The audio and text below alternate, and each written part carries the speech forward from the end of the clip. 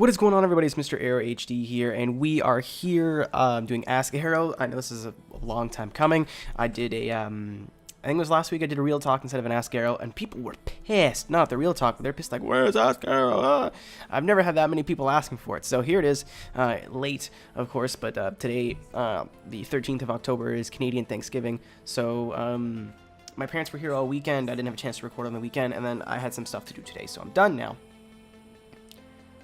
I'm done now, and now we can start. So we won't waste your time because this may be a long one. So grab something to eat, maybe some lube for a little. But yeah, here we go. Old school here. Sorry, I'm not too active, but so I can't give you quite the support I want to. I know I'm struggling views and likes on YouTube, or you is what he said. Struggling is one way to put it. I can still get like 2,000 views on a video, so I feel like I'm still fortunate, even though I'm not where I want to be at the moment, which is whatever. But anyway, his question is, what's your plans? Not plans for the channel, but your life. I know you want to be a journalist in the car genre. How's it going? Right now I'm still going to school. We are coming up to midterm on my first semester, and I think we're doing all right so far. I'm doing some photography stuff. Unfortunately not with cars. Well, I'm trying my best with cars. I posted a little bit on my fan page on Facebook, so if you guys want to go scroll back, it was about 2 weeks ago. I ended up taking some pictures of a nice Mustang. It was just sitting there. Everything's going good so far, getting good grades, B's and A pluses and stuff, and that's exactly where I want to be. You fell behind for the first little bit, but we're good now. Everything's good. Yeah. So thanks for asking, sir, and thank you for your support. I made a video based on the elitism on what drivetrain people use for sliding. We will give you your opinion on the subject. Actually, this is the video that inspired me to do a whole video, real talk on drivetrains. I've got one coming. I just have to wait till I have time, and I'm really passionate to record it. I have one coming on points versus tandems, which is probably going to piss a lot of people off. But yeah, no, you know who you are. You're one of the people that have been asking for me to do that video, but that video was not a direct response because I always wanted to do something like that. But your video did inspire me because I didn't really agree. I agreed with some stuff, but not all of it. You were trying to basically sounded like you were trying to appease everybody. Me, oh god, look at the contrast. Me, I'm not afraid to offend some people. I'm not afraid to piss people off. I think we share the same view. I think you just kind of were being politically correct about it. I don't play that game. So thank you, sir, for inspiring a whole video. Why are you the best person ever? Probably my teeth.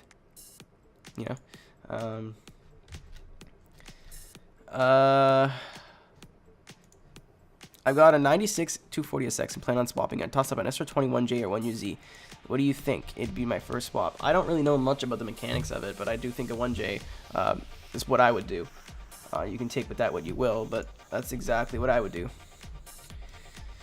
Can you play Street Regal Racing Redline? I've answered this question 100 times. Are you in the Team Slap group on Facebook? Absolutely not. Nothing against Slab Train, but I've seen a little bit of what happens in there, and I'm not interested in being there. What games do you play on your iPhone? Actually, I don't play anything for the one purpose of when I got my iPhone the first time, I was in my first year of university, and that basically killed productivity. Like ridiculous. I would just sit in class and just play Jumpman or whatever. I forget what it's called. So, but I do have, I think, 1 or 2 games on here. I think 1. I have Flappy Bird just because I have it. I don't want to uninstall it because it's like, pop culture. And then I have Car X Drift Racing, I think it's called. It's actually a pretty fun game. But I don't play it often because I have like 15 other car games I could play. Yeah, thanks for your question. Did you catch the 11 car drift train on that episode of Turk? I actually didn't catch it, but I did see it summarized this weekend for Formula Drift Irwindale, which was pretty cool. But yeah, it was badass. It's kind of cool to see a bunch of people taking their competition cars and just having fun. At what age did you lose your virginity? I think I was probably 17. I don't think it was that long ago. Actually, no, it would be, because at 18, 19, 20, 21, it was 4 years ago. So not as early as most people. I'm a late bloomer. Do you have any funny sex-related stories? Not really. Very vanilla sex life, I guess. That, and it's not fair for me to share stories about other people. Do you feel the love? Sure. And what is your least favorite motorsport? That's a good question. I have a love-hate thing going on with rallycross. I think rallycross in Europe is super cool. Global rallycross in the States is kind of dumb. I like the fact that I like the concept of rallycross, where it's like half dirt, half tarmac. You have the Joker lap, and it's a bunch of rally cars racing like on a circuit. I don't like how people drive. I think that it's just hit to win, and since the race is so short, all you need to do is jump the start and you win. Basically, you get a good start, you win. Very rarely do you see a guy like make up 3 or 4 seconds just in his driving, which is a little bit dumb, but that's probably not my least favorite motorsport. I have to say drag racing is my least favorite. I know a lot of people love drag racing. It's just not for me. I'm sure it takes its own skill set, but as a spectator, it's just like cool for 10 minutes and then okay, I'm over it. Especially like 8th Mile drag racing. Like, what are you doing? What are your opinion on the current goings on with Sam Pepper and V1I and other YouTubers, which basically I'll summarize as them being sexual predators, or not sexual predators, but they were like, Sam Pepper did this thing where it was like butt grabbing pranks, where he grabbed girls' asses or like whatever. I don't know. It's just stupid. It's just an attestament to our generation, you know, a bunch of fucking people who think that grabbing each other's asses are funny, and like just our generation, like the generation that I'm in, is just a bunch of fucking retards, man. Bunch of stupid people. Would you consider coming to FD Seattle next year? Probably not. It's just too much money. I think the only event that I'm really interested in going right now is Atlanta and maybe Irwindale. But after here, one of my buddies went to Irwindale, said it was like assigned seating, and like all of his friends were all over the place, and like I'm not really interested. But I would probably just go to Irwindale because it's Irwindale. But yeah, no, I apologize, but thank you for your question, sir. Or ma'am, who knows. How is it to live in a country where multiple languages are spoken? It's weird, especially now. Like, I lived in a bilingual city before I moved here, and since we're so close to Quebec, it's basically like you hear French all the time here. But I am bilingual. I'm not super bilingual, but I'm bilingual enough to understand if somebody's talking shit or something, you know. But it's really interesting. I wouldn't be able to tell you if it's weird or anything, because I've been dealing with it my whole life. But it's kind of odd when you're in a store or something, and the guy in front of you's like, je m'appelle, je veux deux cafés, s'il vous plaît, and you're just like, oh wow, yeah, right, people speak French here. I don't know, it's just part of our culture. Like, every country has their culture. But at least where I live, you're completely fine if you just speak English. Iron Maiden, yes. It's just Iron Maiden with a question mark. I don't want to say I'm a huge Iron Maiden fan, because then people will expect me to know every little bit of every little detail about the band. But I do like them a lot. Dance of Death is probably one of my favorite albums of all time. Surely James Dean's S14 is the car for you. 2JZ, 7 horsepower, Falcon tire, Aero kit, body kit. Well, he's got me on the car, so you know. I do like James Dean's car a lot. I wish give. What cars do you think Turn 10 should add to the car list that's never been in a Forza game? That's kind of hard. I think I've got this question before, but probably S14 Kooky, if that doesn't count. I don't know, because there's been so many different cars, especially in Forza 4. There's anything you could ever want, almost. Some K-car, Daihatsu Midget, job done. Daihatsu Midget forever. Funniest, most embarrassing, awkward moments you had while drinking. Okay, so this is a long story, but I'm gonna try to condense it as much as I can. Basically, if you guys don't know the drinking wizard staff, basically you have to just try to stack beer cans. Like, you'll have a beer, and then you carry that around, your empty beer, and then you'll tape your second can on top of your first can. And then once the can or the tower of cans is as tall as you have a wizard staff that you get to make a party rule. And then you can get 2, and then you can make as many rules as you want or something. I don't know. Me, being the idiot that I am, showed up with cheap 1.5 liter cheap wine in gin and said, I want to play too. So what I did was, my buddy had a funnel, and I funneled all the wine, so wine was gone immediately. And then I had 5 half and half gin and lemonades.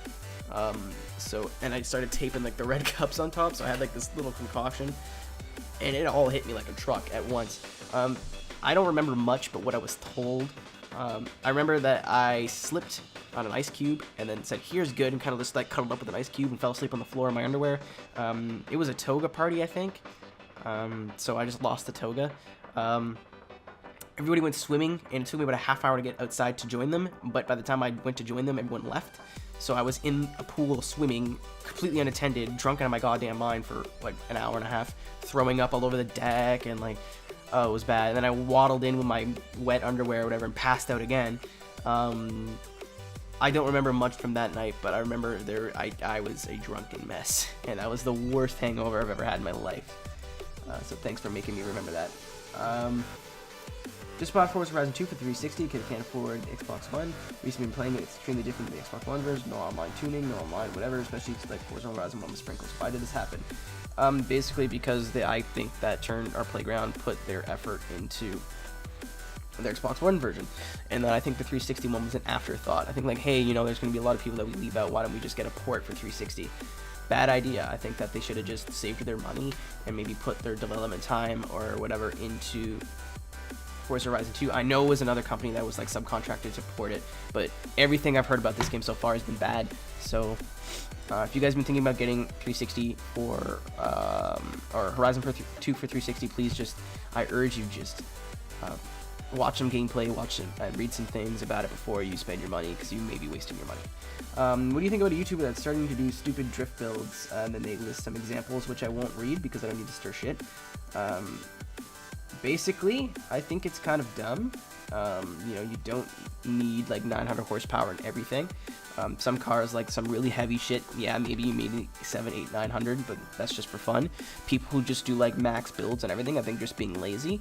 You know, they're not using, a lot of these people that are making these builds that this guy is referring to know better, and have made better builds before, but they just kind of say, no, it's just easier, let's put full everything.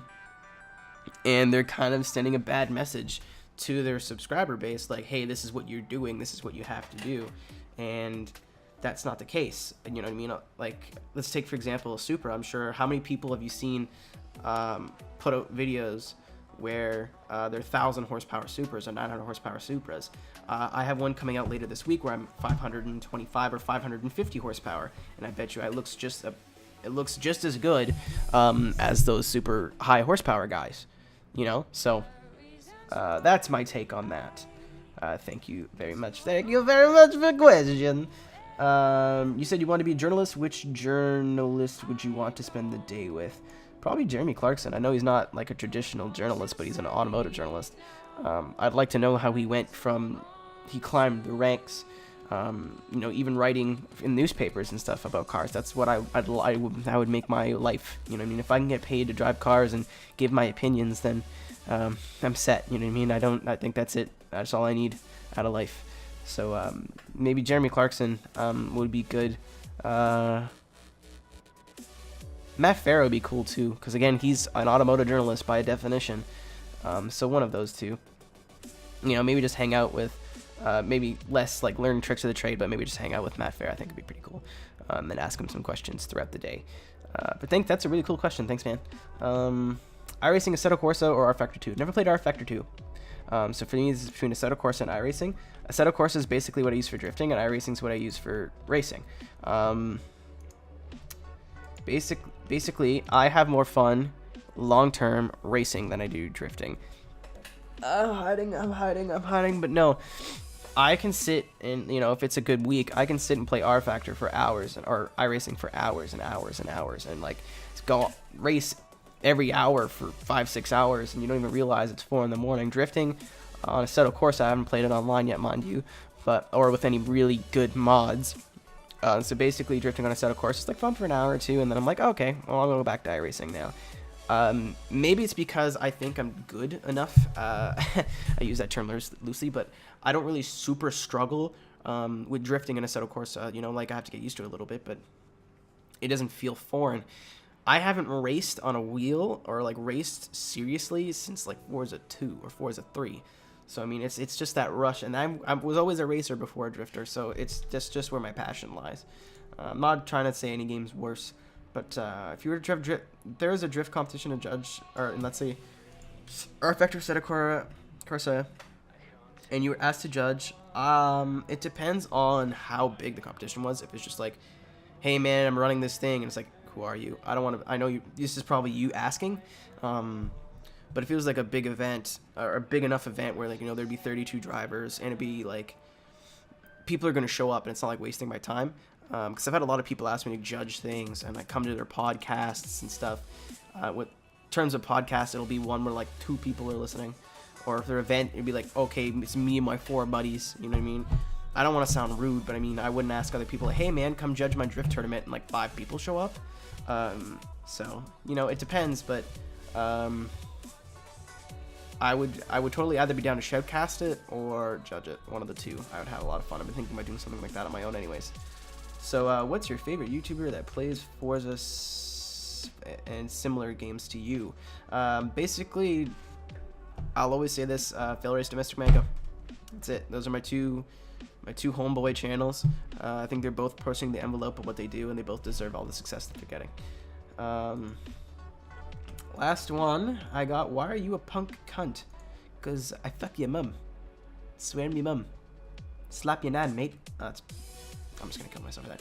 Anyways, we kept it under 20 minutes somehow. I don't understand how we did that, but thank you guys very much for watching. If you have any questions, please submit them to the link below, ask.fm/MrAeroHD. You do not need an account, and the answers can be, or the questions can be submitted completely anonymously. So thank you very much for watching, and I'll see you next time. Take care. Hey, thank you so much for watching. If you liked the video, be sure to give it a thumbs up. If you want to see more of my videos, go ahead and click that subscribe button. I also have a Facebook and a Twitter. For those links, be sure to check out the description box below.